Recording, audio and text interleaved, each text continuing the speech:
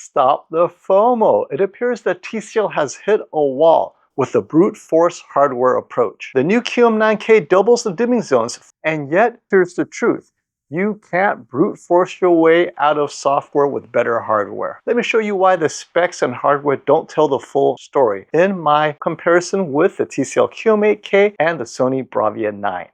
Hey friends, want to upgrade to Windows 11 Pro but can't afford the official price of $199? How about $21 or Windows 10 for $16 with my discount code SF20?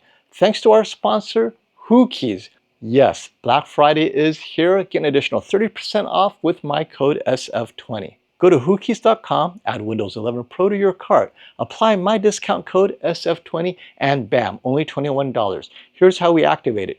Go to your Whokeys account at the top right under User Center, click on My Purchased Orders, click on View Keys and Code, click Get the Key, copy the Windows 11 Pro key under Code Card, then go to your system settings, scroll down and click Activation, click Change Product Key, paste the key code, click Next, and you're done.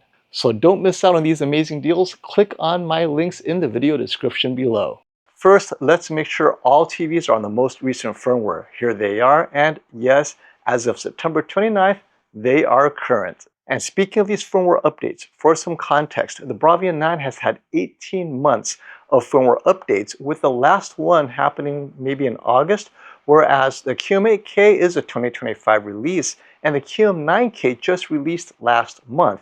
So I expect and hope future firmware updates will address some of the issues we're talking about. And most importantly, I have sent to TCL a list of these issues we're going to see today, so they know about it. But if not, they will watch this video and they will know. Speaking of which, after our last live stream comparing the QM9K to the QM8K to the Bravia 9, I shared some of my concerns with TCL, and they responded quite quickly that, hey, maybe because FOMO, you set gamma to 2.4 when our engineers think that 2.2 is the more accurate default setting. So when you get a QM9K out of the box, it will be 2.2, and that's what I should have used. So today we're going to compare 2.4, 2.2, and 2.0 gamma settings on the TCL QM9K to see if that improves shadow detail. And the best movie to check out shadow detail has got to be 1917.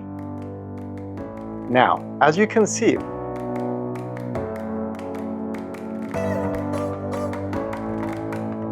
with the various gamma settings open and available,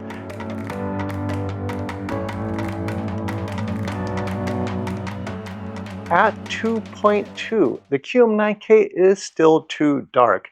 You actually have to go down to 2.0, but now it's over brightened. Whereas on the QM8K, it actually looks pretty good at 2.4. 2.2 is a little bit too bright, so in the end, I found that at 2.4 gamma, the QM8K is very close to the Bravia 9, and the QM9K at 2.2, you lose all the detail in the stairs. You have to go to 2.0, but now it's too bright. So TCL still needs to address this issue, even at its default of 2.2.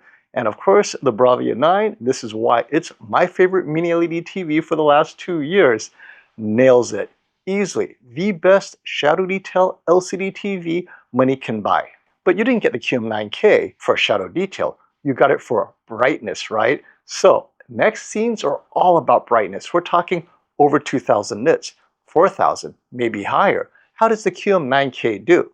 Let's look at these scenes from Jennifer Galla's YouTube channel, the HDR Super channel, and later the Brightest Movie, Alpha. When watching scenes that are 4,000 nits or higher, the QM8K is consistently the brightest TV, slightly brighter than the Bravia 9 and definitely brighter than the QM9K. Except here, strangely enough, the Bravia 9 is brighter than both TVs and has the specular detail.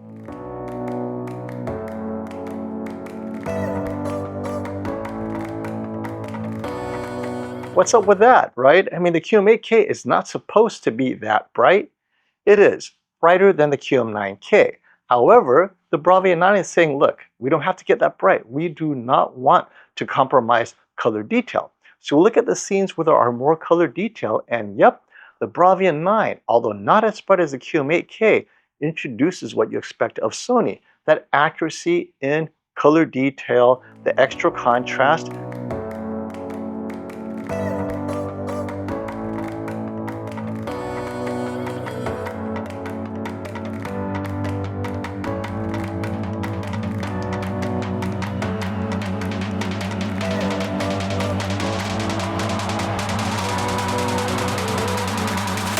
But here's the irony. The Bravia 9 is brighter than the QM9K. What gives? More dimming zones, new latest technology panel mini-LED like a QM8K, and yet it looks like a less bright version of the QM8K. So at least with the QM8K, you know what you're getting. HDR impact. You're willing to give up a little bit of that luminance accuracy, maybe over brightened a little bit. It may lose this or that in detail, but you're getting that pop. Okay, you know what you're getting. The Bravia 9 goes the other way. You are losing a little bit of that extra punch, HDR impact. In return, you're getting extra detail. Both are great choices. And so you're thinking, I'm paying more for the QM9K, same price as the Bravia 9. What am I getting? You're not getting 6500 nits, I'll tell you that. Now, on a window in measurements, you probably are. But in real content, the TCL software is so aggressively pulling down that brightness for fear that you're going to lose color detail. Well, the irony is you're not even getting the color detail with that tone mapping. They need to check out that software and revisit what they're doing with the QM9K. But I know what you're saying. This is Jennifer Gallo's content. Too bright, it's not a movie. Let's check out Alpha. This is a movie that I love to use because it is one of a very few that does hit 4000 nits. In these scenes, see how the Bravia 9 introduces both brightness and color detail. The QM8K, on the other hand, is slightly brighter, losing a little bit of that detail. And the QM9K, once again, dimmer than both TVs and lacking the color detail of the Bravia 9. And as you see in the darker scenes, yes, the QM8K is a bit over brightened. And I know what a lot of you are commenting, but wait, FOMO, most movies are not 4000 nits. They're not even 2000 nits. They're lucky to be above 500 nits. And you're right. So let's check out slightly dimmer movies like The Greatest Showman. And as you can see, the QM8K nails it. It actually is better than the Bravia 9. Look at the specular highlight in that hat, right? Those little stars in her hat. The Bravia 9 looks great, but it dims those specular highlights to make sure there's no blooming.